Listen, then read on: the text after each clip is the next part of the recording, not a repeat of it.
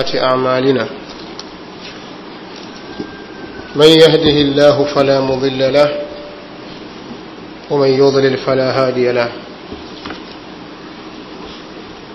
وأشهد أن لا إله إلا الله وحده لا شريك له وأشهد أن محمدا عبده ورسوله يا أيها الذين آمنوا اتقوا الله حق تقاته ولا تموتن إلا وأنتم مسلمون يا أيها الناس اتقوا ربكم الذي خلقكم من نفس واحدة وخلق منها زوجها وبث منهما رجالا كثيرا ونساء واتقوا الله الذي تساءلون به والأرحام إن الله كان عليكم رقيبا يا أيها الذين آمنوا اتقوا الله وقولوا قولا سديدا يصلح لكم أعمالكم ويغفر لكم ذنوبكم ومن يطع الله ورسوله فقد فاز فوزا عظيما أما بعد فإن أصدق الحديث كلام الله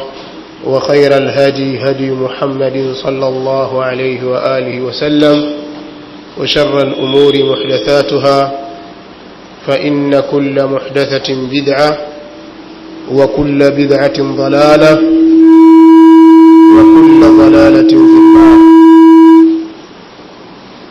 ndugu zangu alhadhirun, ndugu zangu Waislamu ambao tumehudhuria hapa, nia na madhumuni ni kukumbushana mambo muhimu ambayo yanafungamana na dini yetu. Kwa kweli jambo hili ni muhimu na ni katika mambo ambayo yatakikana Waislamu yapatilize kila mara kwa ajili ya kutaka kuzitengeneza safu za Waislamu kwa kuziongoza akili zao na nyoyo zao katika njia ambayo ametuamrisha Allah tabaraka wa taala na mtume wake sallallahu alaihi wasallam,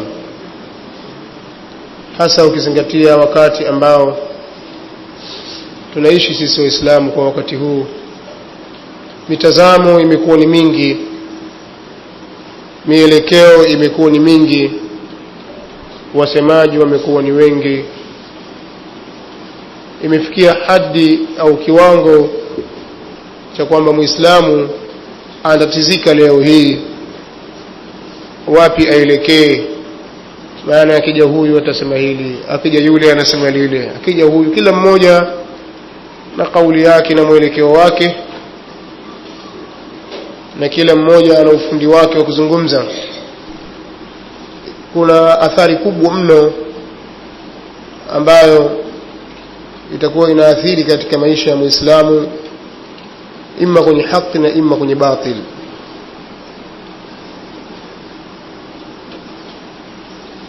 Kwa mwenye kujua itakuwa ni mepesi kwake yeye kuijua haki, na yule ambaye hatojua basi ataanguka katika batil, ataanguka kwenye batil na hatimaye ataiacha njia sawa sawa, na bila shaka atakuwa amekula hasara.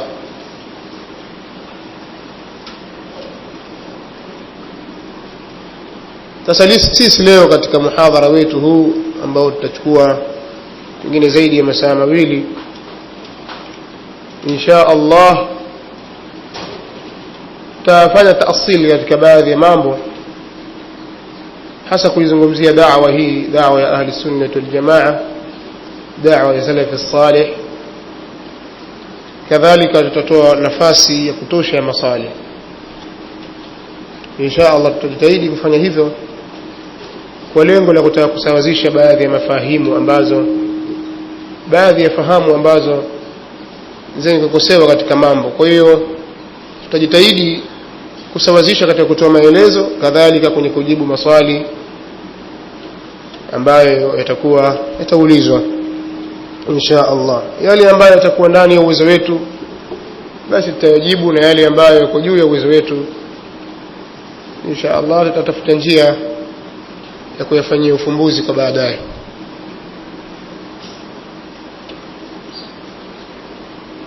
Sasa mimi leo nimedhamiria kuizungumzia da'wa salafia, tofauti iliyoko baina ya da'wa salafia na da'wat al-ukhra, al-farq baina ad-da'wa as-salafiyyah wad-da'wat al-ukhra, tofauti iliyoko baina ya da'wa salaf na da'wa nyingine.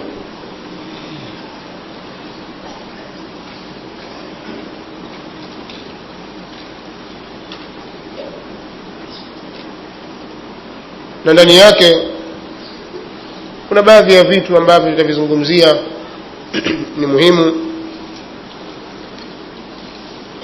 Nimefikiria hivyo kwa kuchanganya maudhui ambayo ilikuwa nizungumze kabla, alafu nikaiahirisha, nayo ni maudhui ya masala wa hizbia, kadhalika na ghulu katika dini. Sasa nikizungumzia tofauti iliyopo baina ya da'wa salafia na da'wa nyingine, tutataja masala ya ghulu, tutataja masala ya hizbia, tutataja masala ya alwala walbara, tutataja masala ya tasfiya wa tarbiya na mengineyo katika masaili ambayo ni muhimu insha Allah.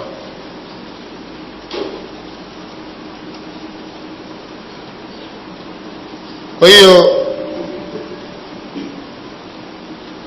tutakuwa tumepata faida mbili. Maudhui ile ambayo ilikuwa tuizungumze tutaigusia kadhalika na mengineyo, kwa kuzungumzia alfarqu baina ad-da'wati as-salafiyya wad-da'wati al-ukhra, tofauti iliyopo baina ya da'wati as-salafiyya na da'wa nyingine. Lakini kabla ya kuzungumza chochote katika hayo, itakuwa ni vizuri nikayaarifisha nini maana ya neno salaf katika lugha na katika istilahi.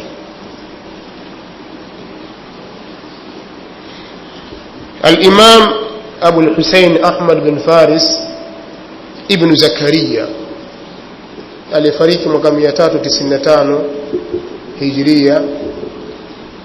Yeye anasema salaf katika neno salaf, sin lam fa, anasema as-sin wal lam wal fa asl yadullu ala taqaddum wa sabq.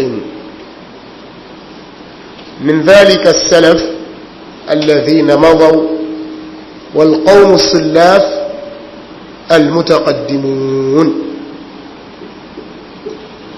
أبو الحسين أحمد بن فارس بن زكريا ni mwanachuoni wa karne ya 4 ambaye tumesema amefariki mwaka 395, mwisho wa karne ya 4.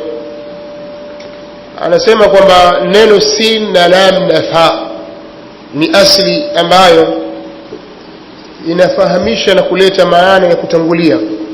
Neno salaf maana yake ni kutangulia.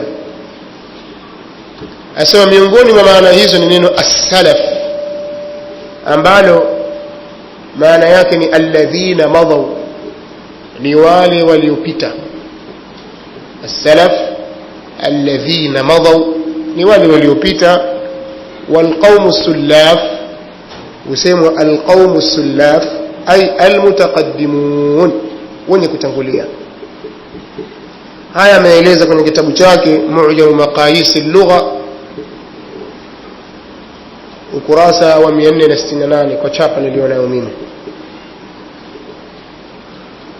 Na akasema al-Imam Abu Ibn Mandhuri ambaye ni Abu al-Fadli جمال الدين محمد ابن مكرم الإفريقي المصري. أبو الفضل جمال الدين محمد الإفريقي المصري katika kitabu chake Lisanul Arab juzuu ya 7 ukurasa wa 233 mpaka 234 asema wasalafu maana yani akharan. Kataja maana nyingi za salaf, kisha akasema neno salaf lina maana mbili nyingine. ahaduhuma anna kulla shay'in qaddamahu al-'abdu min 'amalin salih aw waladun فرط يقدمه فهو له سلف وقد سلف له عمل صالح.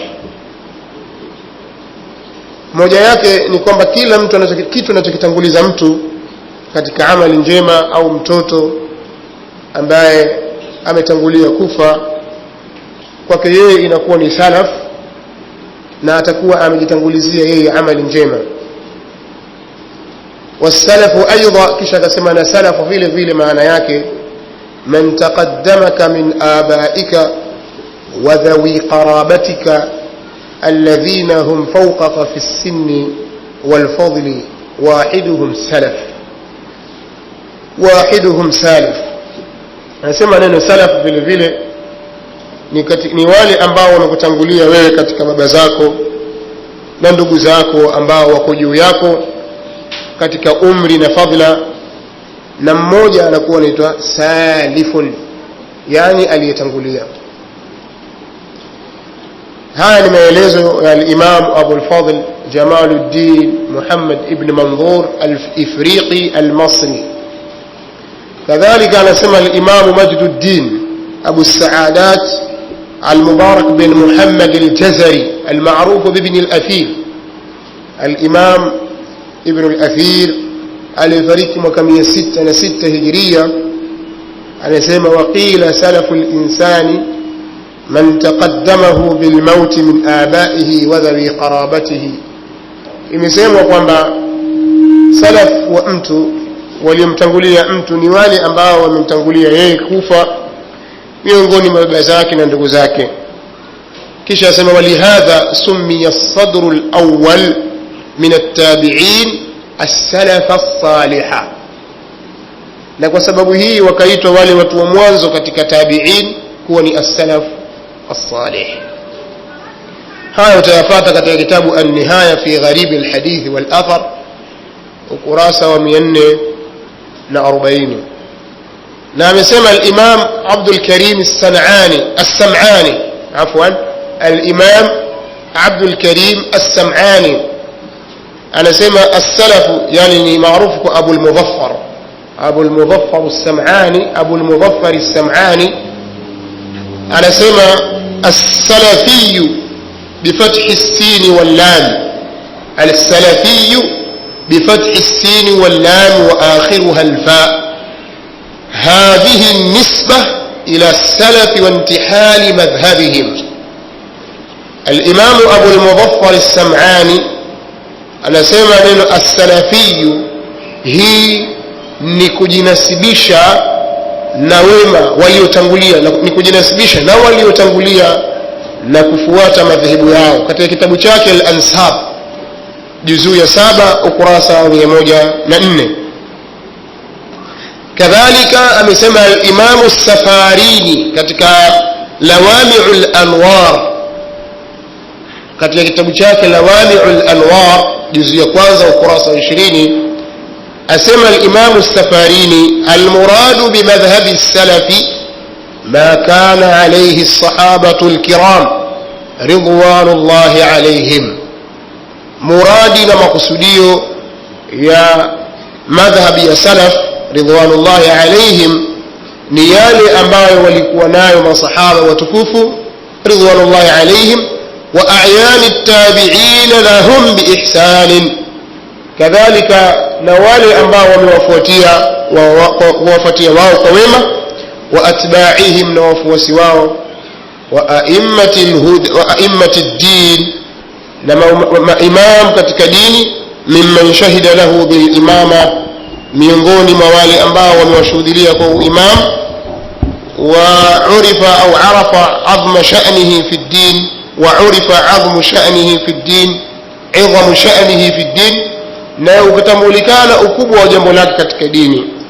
watalaqa an-nasu kalamahum khalafan an salafin duna ramyin bi bid'ah aw shuhira bi laqabin ghayri mardi مثل الخوارج والروافض والقدرية والمرجئة والجبرية والجهمية والمعتزلة والكرامية ونحو هؤلاء. asema kisha mtu akawa amepokea, wakapokea watu maneno yao kutoka kwa waliotangulia pasi na kuwa ni wenye kutuhumiwa kwa bid'a au kutangaa na majina mabaya ya kubandika, mfano majina ya makhawarij, rawafidh, qadariyah, murji'ah, jabriyah, aljahmiyah, mu'tazila, alkaramiyah na mfano wa hawa. Maneno haya ni Imam as-Safarini.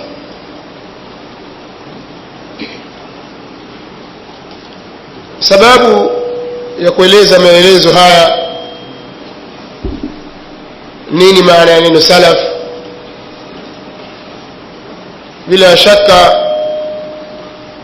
sote tutakuwa tunafahamu, au wengi wetu tutakuwa tunafahamu kwamba kuna baadhi ya watu katika dunia hii wamekuwa wakionyesha hali ya mshangao na kujifanya kutokuelewa kuhusiana na maana ya neno hili kubwa ambalo neno tukufu na madhhabi hii ambayo ni madhhabi tukufu, madhhabi ahli sunnah wal jamaa, madhhabi ya salaf as-salih. Yani kuna baadhi ya watu hupinga madlul au yenye kufahamishwa na maana ya neno hili, wakaona kwamba ni maana mpya ambayo haiko. Sisi kabla ya kuwatuhumu tunawaambia kwanza, fungueni vitabu vya wanawachuoni mvisome kwa makini, alafu mtatoka na jawabu lililokuwa sahihi. Ama masala ya mtu kukimbilia haraka kukataa au kukubali akatuhumu mara moja bila kufanya utafiti wa kielimu, bila shaka si jambo zuri. Si jambo zuri. Muislamu anapokuwa amefikiwa na jambo au kitu, basi atakikana akifuatilie kwa undani na umakini, kisha baadaye ndio aseme.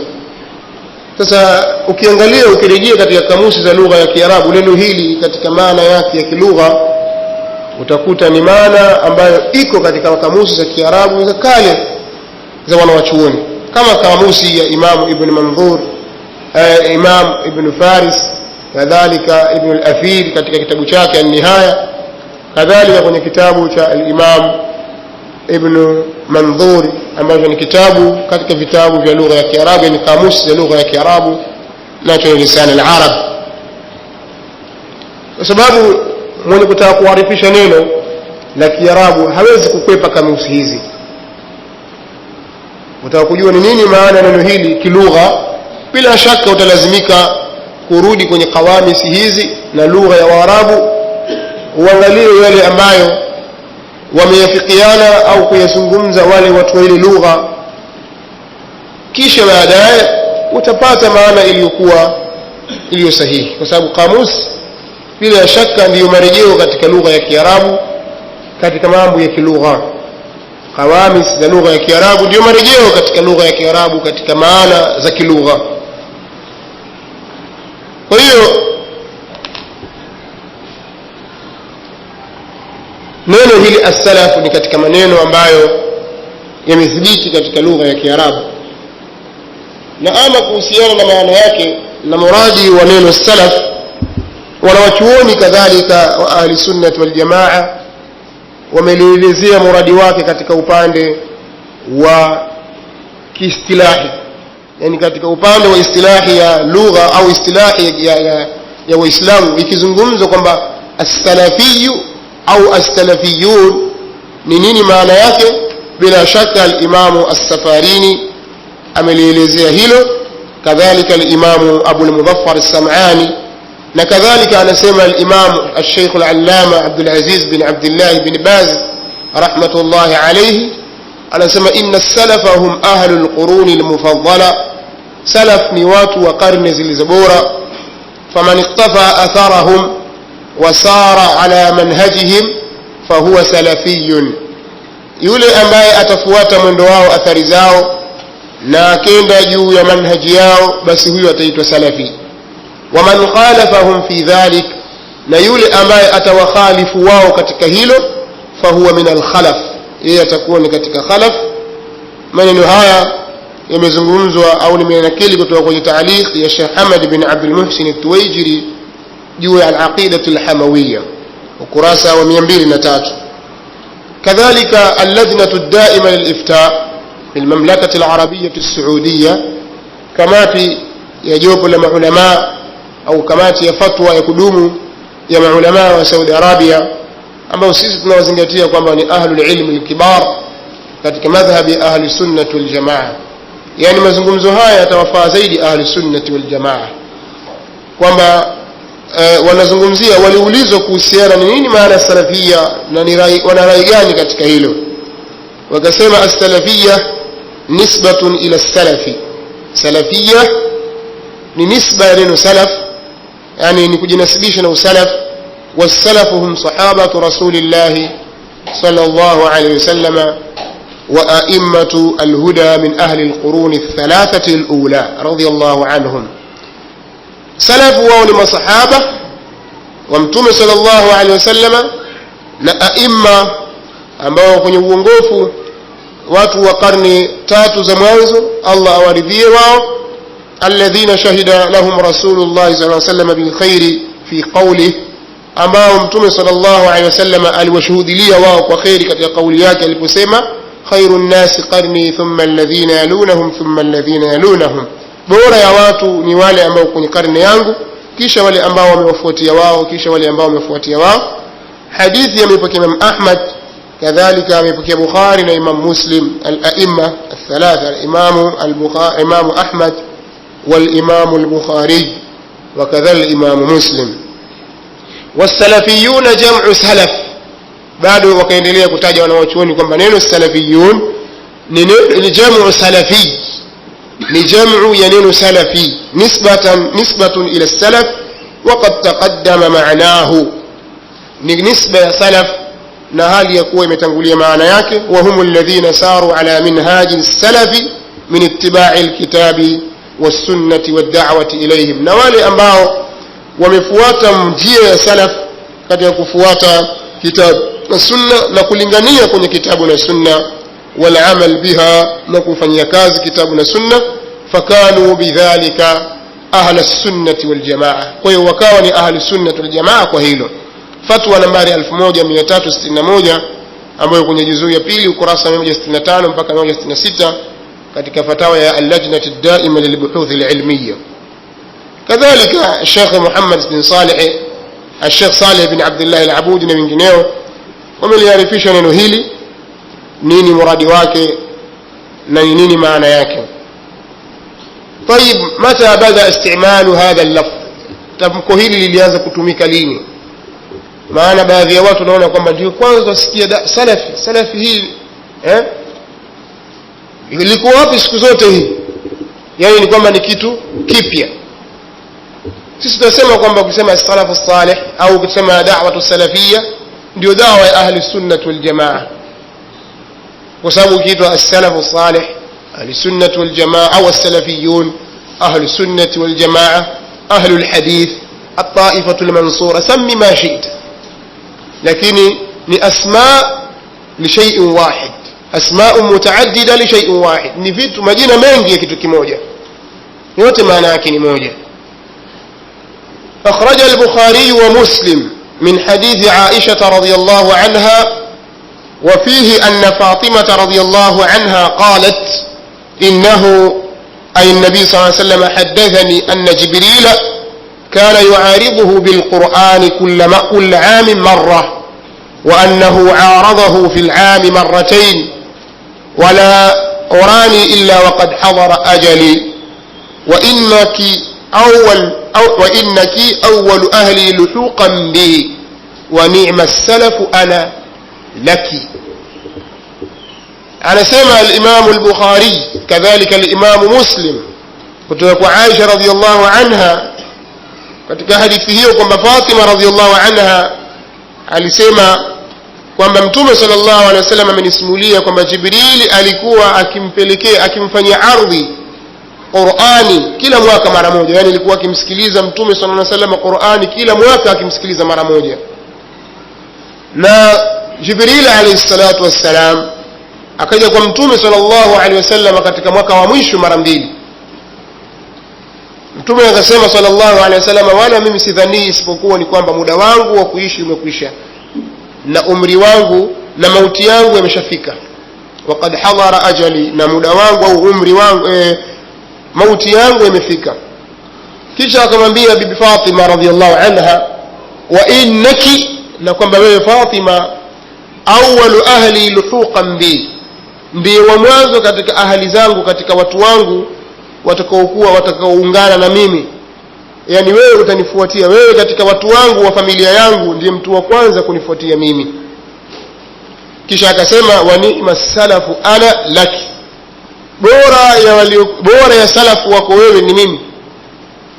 Kwa mtume sallallahu alaihi wasallama akalitumia neno hili kama ilivyokuwa katika kitabu al-Istidhani katika Sahih al-Bukhari, babu man naja baina yaday an-nas, hadithi au nambari katika Fathul Bari ni juzu ya 11 ukurasa wa 80. Na katika Sahih Muslim ni kitabu Fadail as-Sahaba, babu Fadail Fatima, juzu ya 4 ukurasa wa 1905. كذلك يمبكيوا kutoka أنس بن مالك رضي الله عنه قال لو أن رجلا أدرك السلف الأول ثم بعث اليوم ما عرف من الإسلام شيئا. أنس بن مالك رضي الله عنه أنا سيما لو أن رجلا لو كما أنت أدرك السلف الأول أو السلف الأول angewadiriki wale waliotangulia wa mwanzo, thumma bu'itha al-yawm, kisha akafufuliwa hii leo. Lau mtu angewadiriki salafu wa mwanzo kisha akafufuliwa hii leo, ma arafa min al-islami shay'an, asingetambua katika huu Uislamu kitu chochote. Qal wa wada'a yadahu ala khaddihi thumma qala, na akauweka mkono wake katika khaddi, katika uso wake, kisha akasema illa hadhihi as-salah, isipokuwa hii sala. Yani mtu kama lau angekuwa ameishi katika zama za salaf. Nani anasema neno haya? Anas bin Malik radhiyallahu anhu, ambaye ni sahaba wa mtume sallallahu alaihi wasallam, bali alikuwa ni khadimu rasulillah sallallahu alaihi wasallam, khadamahu 10 sinin. Alikuwa ni khadimu mtumishi wa mtume sallallahu alaihi wasallam, amemtumikia mtume sallallahu alaihi wasallam kwa miaka 10. Bal Anas bin Malik ni katika masahaba ambao ni mukthiruna fi riwayat al-athar, kama yaqulu al-imam as-Suyuti rahimahullah, wal mukthiruna fi riwayat al-athar Abu Huraira yalihi ibn Umar wa Anas wal bahru kal Khudri wa Jabir wa zawjatu an-nabiy sallallahu alaihi wasallam. wal mukthiruna fi riwayat al-athar أبو هريرة يليه ابن عمر وأنس. إذن أنس كتك مكثرون في رواية الأثر، كتك يكفوكي حديث زمتم صلى الله عليه وسلم. وقال زواني أبو هريرة، كيش أنا فتي ابن عمر، كيش أنا فتي أنس، كيش أنا فتي البحر وهو الحبر، وسمي البحر والحبر لسعة علمه لين ابن عباس رضي الله عنهما. كذلك أبو سعيد الخدري، لبعد ياون جابر ابن عبد الله بن حرام الأنصاري رضي الله عنهما، كشان زوجة النبي صلى الله عليه وسلم أم المؤمنين صديقة بنت الصديق رضي الله تعالى عنها وأرضاها. أسمى أنس بن مالك لو kwamba mtu angeishi katika zama za salafu wa mwanzo, nataka ithibitike kwamba neno hili lilikuwa likitumiwa na masahaba wa mtume sallallahu alaihi wasallam kama alivyokuwa akilitumia mtume sallallahu alayhi wa alihi wasallam. Na imepokewa vile vile kutoka kwa Maimun bin Mihran an abihi qala law anna rajulan unshira fikum min as-salaf ma arafa ghayra hadhihi al-qibla. Asema Maimun bin Mihran kutoka kwa baba yake alikuwa ni sahaba, kama vile anavyoeleza al-Hafidh bin Hajar kwamba Mihran walid Maimun al-Jazari. قال البغوي ذكره البخاري في الصحابة. أنا سمع الحافظ بن حجر مهران أمي باباياك ميمون الجزري، أمي سمع الإمام البغوي kwamba Imamu al-Bukhari amemtaja mtu huyu ni katika masahaba. Haya maelezo utayapata kwenye kitabu al-Isaba fi tamyiz as-sahaba cha al-Hafidh Shihabuddin Abu al-Fadl Ahmad bin Ali ibn Hajar al-Asqalani, juzuu ya 3 ukurasa wa 467. Anasema kwamba Maimun bin Mihran, anasema Maimun bin Mihran katika kitabu al-I'tisam, maelezo haya kwenye kitabu al-I'tisam cha Imam Shatibi. Ama kuhusiana na Maimun bin Mihran wa waliduhu, na baba yake ambaye ni Mihran al-Jazari, kwamba Mihran ni sahaba, maelezo haya kwenye kitabu al-Isaba. Ama maelezo haya niliyosoma maneno ya sahaba, anasema law anna rajulan unshara fikum, law kwamba mtu katika nyinyi angefufuliwa min as-salafi, katika watu waliotangulia. Law anna rajulan unshara fikum min as-salaf, law kwamba mtu aliyefufuliwa miongoni mwenu au katika nyinyi katika salaf, miongoni mwa salaf, akiwa amefufuliwa kwenu nyinyi, ma arafa ghaira hadhihi alqibla, asingejua isipokuwa hiki qibla. Yani lau sahaba anafufuliwa leo asingefahamu chochote zaidi ya qibla, namna mambo yalivyokuwa watu wakiyapeleka. Sasa ni nini hukumu ya intisab ila salaf? Tumeona kwamba neno hili lilikuwa likitumika na masahaba, neno hili lilikuwa likitumika na Mtume sallallahu alaihi wasallam, kadhalika wamelitumia aimma baada ya masahaba na waliokuja baada yao, aimmatul huda katika vitabu vyao wamelitumia neno hili. Sasa ni nini hukumu ya mtu kujinasibisha akasema mimi ni katika wenye kufuata njia ya salaf, mimi ni mwenye kufuata njia ya wema waliotangulia? Nini hukumu yake?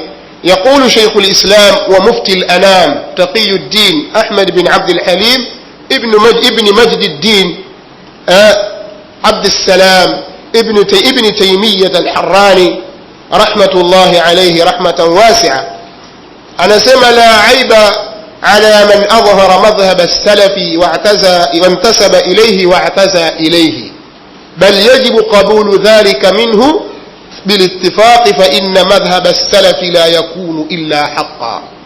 شيخ الإسلام ابن تيمية رحمه الله تعالى anasema si vibaya, hapana aibu kwa mwenye kuyadhihirisha madhhabi ya salaf na kujinasibisha nayo, wantasaba ilayhi, na akajinasibisha naye mtu akajinasibisha na madhehebu haya akasema ana salafiyun, ndio maana intisab. Neno salaf ukasema salafiyun ndio maana ya nisba. Kwa hiyo si vibaya mtu kudhihirisha madhhabi ya salaf. السلف maana yake ni masahaba, as-salaf ni at-tabi'ina lahum bi ihsan, wanaita as-salaf. Kwa hiyo si vibaya mtu akashikamana na mwenendo wa masahaba, bali si vibaya kadhalika mtu kujinasibisha na mwenendo huo, bali na hata kujitukuza kwa jambo hilo, bali inakuwa ni wajibu kwa mtu huyo kukubaliwa kwa itifaki ya wanawachuoni. Kwa nini? Fa inna madhhab as-salafi la yakunu illa haqqan, kwa sababu madhhabi ya salaf haiwi isipokuwa ni haki. Maneno haya ameyazungumza Sheikh al-Islam bin Taymiyyah kwenye kitabu Majmu'ul Fatawa juzuu ya 4 ukurasa wa 149. Kadhalika al-Imam adh-Dhahabi wa rahmatullahi alayhi anasema katika kumuelezea mwanawachuoni al-Hafidh, ili mwanawachuoni aitwe hafidh anatakana awe na sifa gani, awe vipi ili afikie daraja ya hifdhi na kuhesabika kwamba yeye ni alim na yeye ni hafidh, alim min al-ulama wa hafidh min al-huffaz. Aweje? Asema katika wasifu wa mwanachuoni huyo, ayakuna taqiyan, awe mwanachuoni huyo ni mcha Mungu, awe na taqwa, awe taqi. Kadhalika zakiyan, awe ni mwerevu, asiwe ni abla, asiwe ni mtu mjinga asiyepambanua mambo, bali lazima awe zakiyan. Tena awe nahwiyan, ni mtu anayefahamu vizuri ilmu ya nahwu, nahwiyan, awe ni mtu mwenye kufahamu nahwu. Kadhalika lughawiyan, awe ni mtambuzi wa lugha za Kiarabu, mufradat na maani za lugha na amthalu al-arab. Kadhalika awe zakiyan, awe ni mtu mtaharifu, mtakasifu wa nafsi, asiwe ni mtu ambaye ana mambo maovu, mambo machafu. Kadhalika awe hayiyan, yani mtu awe huyu ni mtu mwenye haya. Hayiyan ni mtu mwenye haya, si mwenye uhai, kwa sababu haya kuna alhayau na alhayatu. Alhayatu ni uhai na alhayau ni haya. Kwa hiyo hayiyan ni nisba ya alhaya, kwa hiyo lazima al-hafidh huyo ili apate sifa za kuwa yeye ni hafidh awe ni hayiyan, ni mwenye haya, kisha asema salafiyan, awe ni salafi. maneno haya ameyazungumza al-Imam Shamsuddin al-Dhahabi rahmatullahi alayhi, asema yakfihi an yaktuba ba'dahu 200 mujallad ila akhir kalami. haya ameeleza kwenye kitabu chake Siyaru A'lamin Nubala juzuu ya 13 ukurasa wa 380. na alipomwelezea al-Imam al-Hafidh ad-Daraqutni rahimahullahu ta'ala, al-Dhahabi yasema lam yadkhul ar-rajul abada fi ilmi al-kalam wala al-jidal wala khadha fihi fi dhalika. mtu huyo hakuingia kabisa katika ilmu al-kalam, katika mambo ya jidal na ilmu al-kalam na falsafa, wala hakujitumbukiza katika hilo, bal kana salafiyan, lakini alikuwa Imam ad-Daraqutni salafi.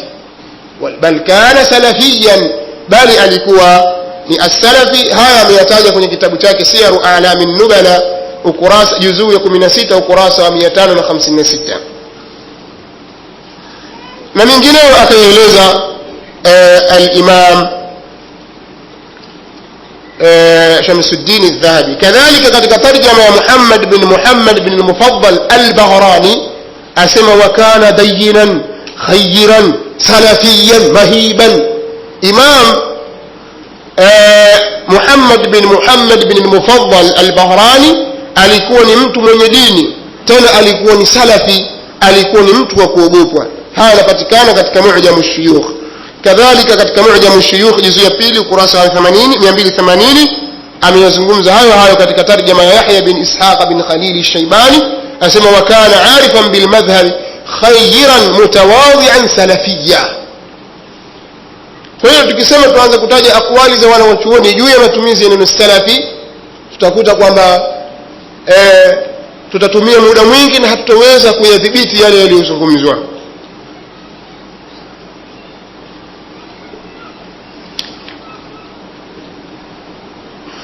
sasa kwa ufupi ni kwamba Sheikh Al-Albani rahimahullahu ta'ala yeye anaeleza maneno haya yafuatayo. nitasoma maneno yake na kwa ufupi, yani kwa haraka ili niweze kuingia katika maudhui ambayo tumedhamiria kuizungumza kwa wakati huu.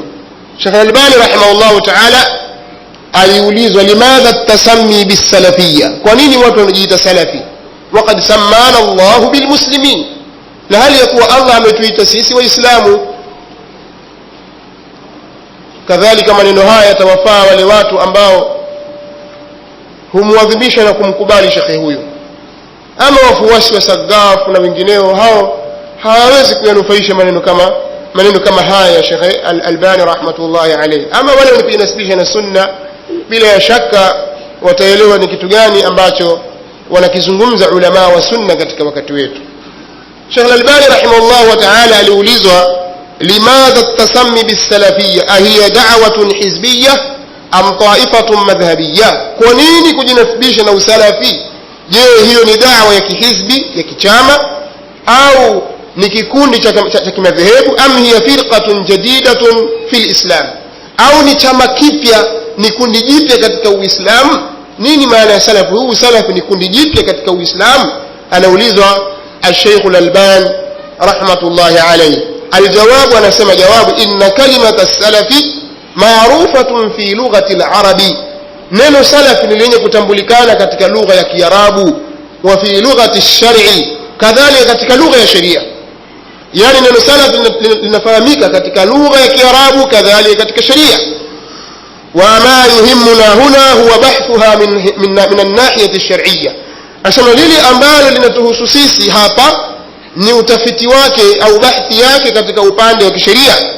asema faqad sahha 'an an-nabiy sallallahu alayhi wasallam annahu qala fi marad mautihi, imesihi na imethibiti kutoka kwa mtume sallallahu alayhi wasallam kwamba yeye amesema katika maradhi ya kifo chake li sayyidati Fatima radhiyallahu anha, kumwambia sayyidat Fatima radhiyallahu anha, fattaqillaha wasbiri, muogope Allah na uvumilie, wa ni'ma as-salafu ana laki, na bora ya waliokutangulia wewe ni mimi.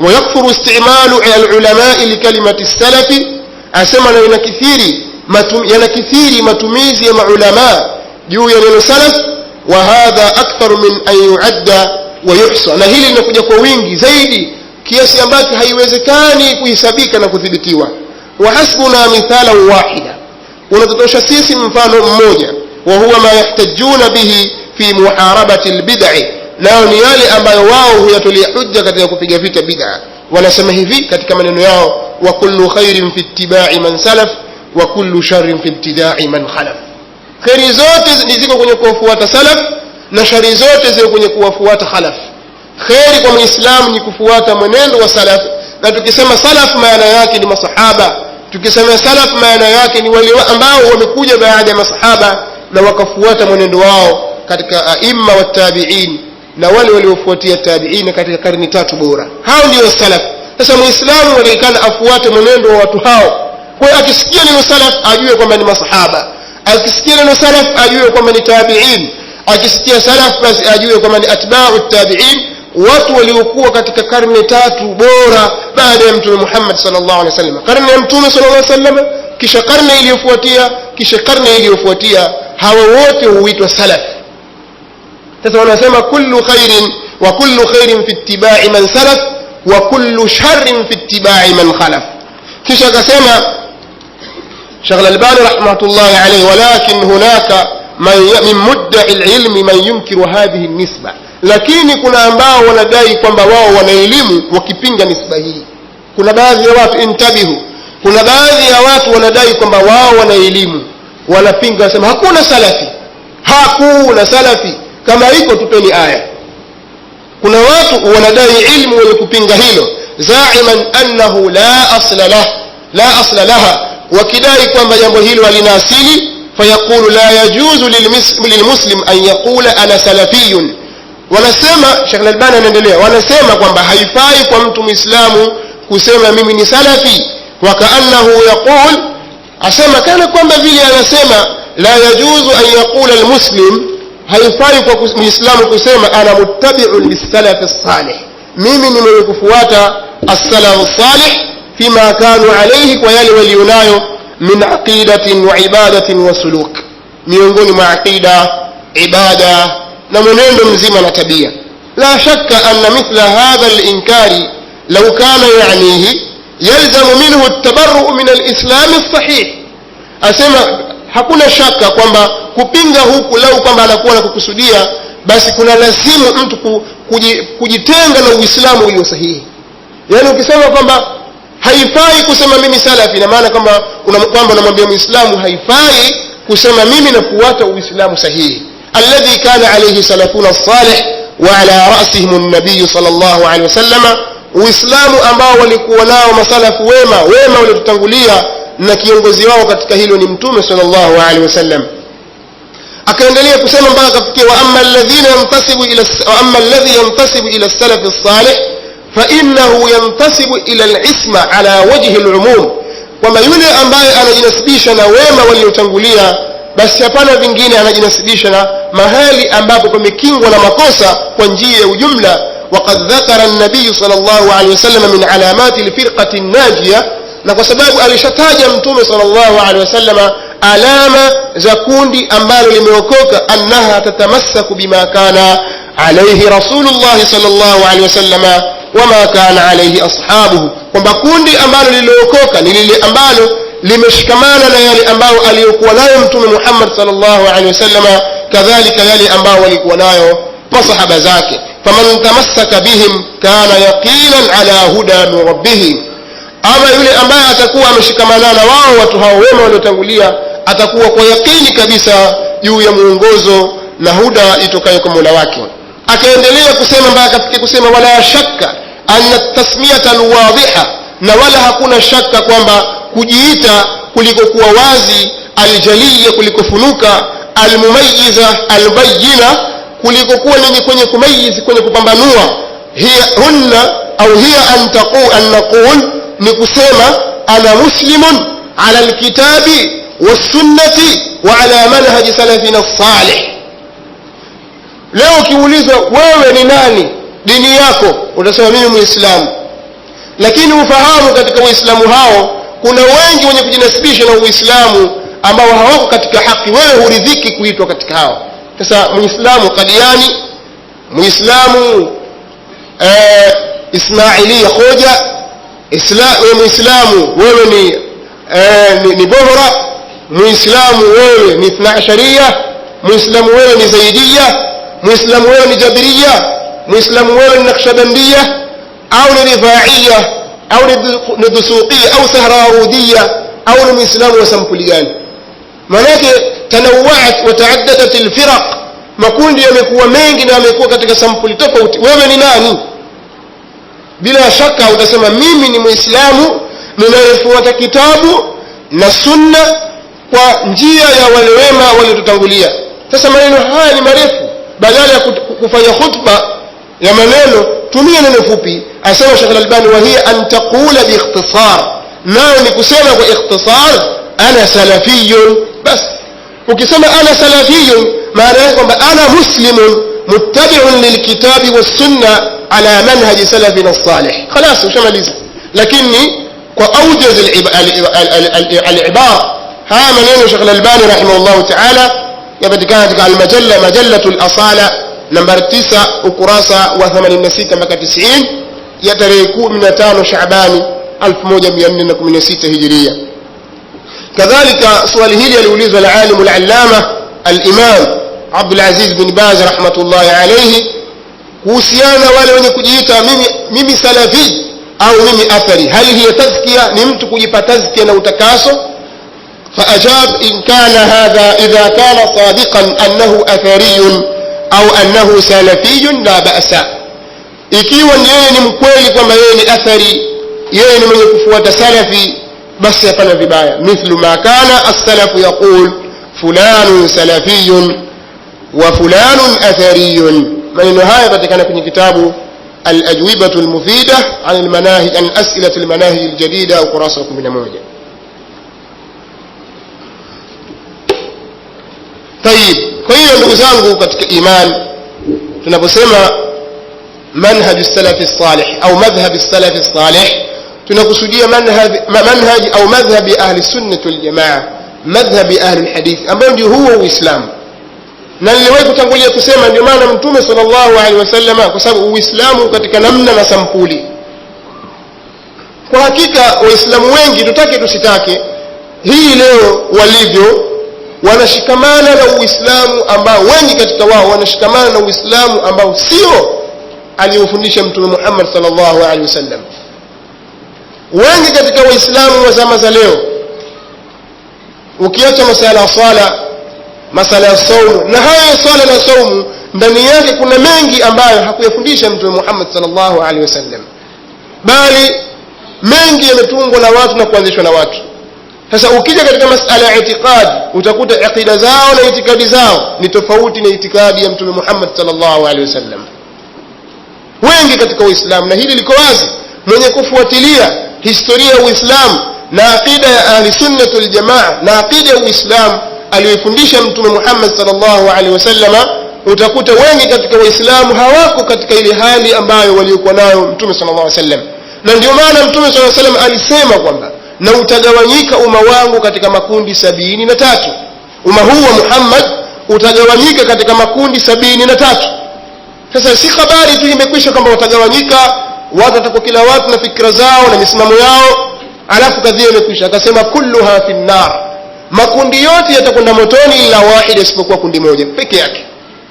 Ina maana umma huu utagawanyika katika makundi tofauti, na bila shaka Muislamu yote mwenye akili akiulizwa kuhusiana na farka iliyoko hawezi kupinga, atasema kweli Waislamu wamegawanyika tofauti, hawawezi kukaa mahali pamoja kimitazamo, kifikra, katika mambo makubwa na madogo.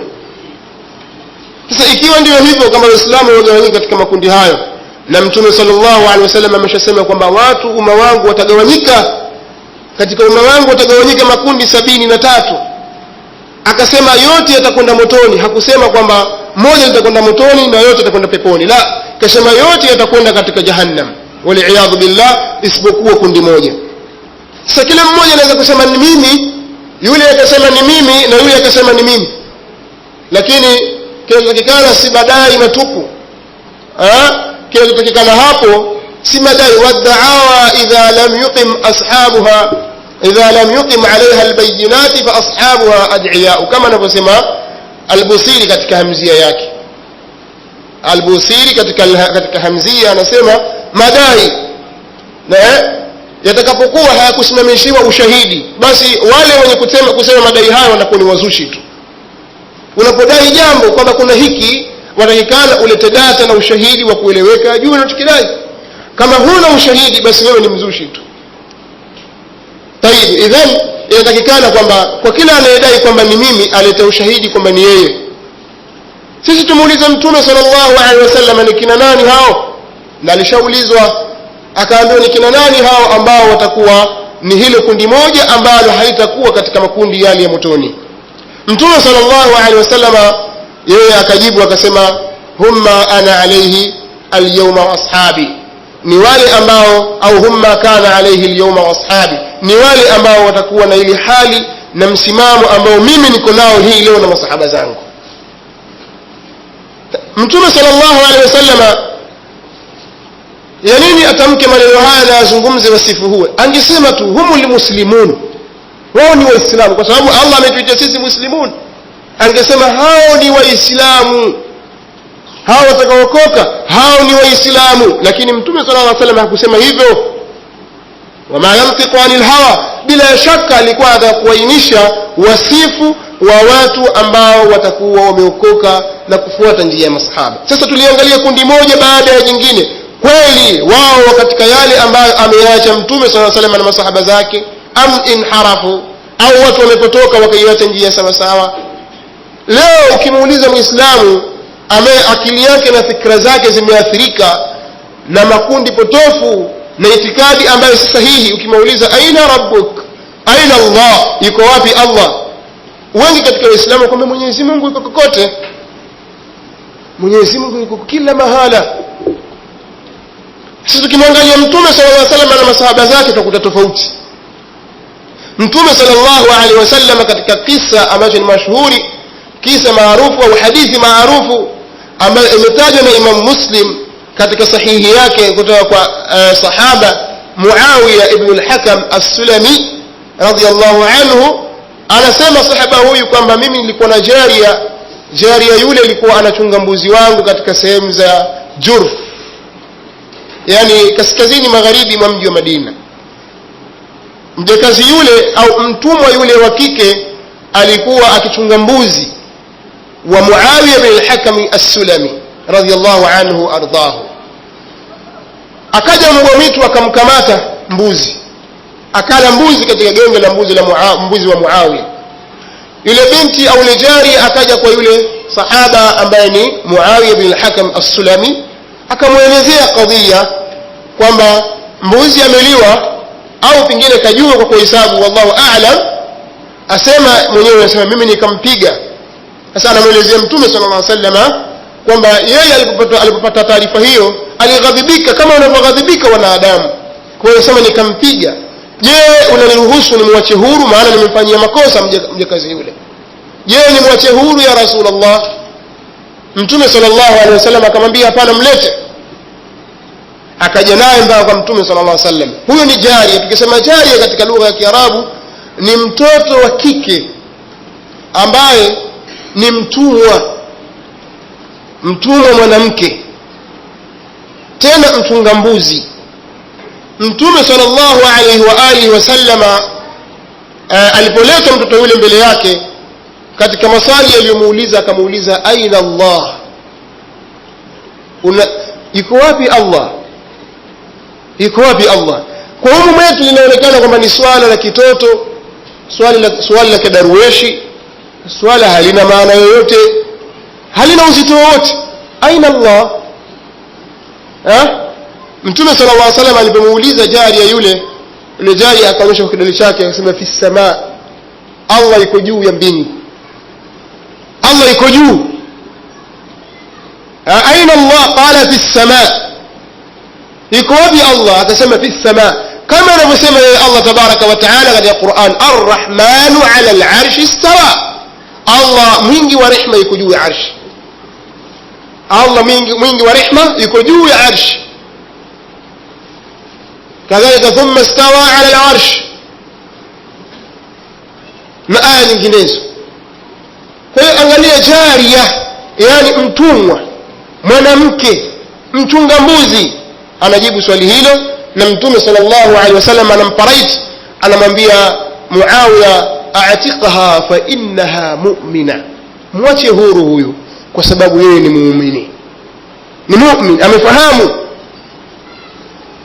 Sasa leo swali kama hilo mpatie sio jariya, mpe anaitwa alim, mtu ambaye anaonekana ni sheikh, imam, khatib, yuko kwenye mimbari, muulize aina Allah, atajibu tofauti na alivyojibu jariya huyu, tofauti na alivyokuwa amefundisha Mtume sallallahu alaihi wasallam, tofauti na Qur'an.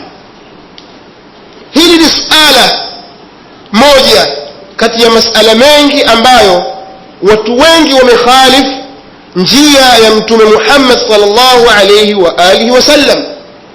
Ndio maana Mtume sallallahu alaihi wasallam akasema, humma ana alaihi al-yawma wa ashabi, ni wale ambao watakuwa katika ule msimamo ambao mimi niko nao hii leo na masahaba zangu. Bila shaka muislamu anatakikana kujua msimamo wa Mtume sallallahu alaihi wasallam na msimamo wa masahaba zake. Na aya zimekuja nyingi ambazo zinahimiza kufanya hivyo, watu kwenda katika msimamo wa Mtume Muhammad na msimamo wa masahaba zake.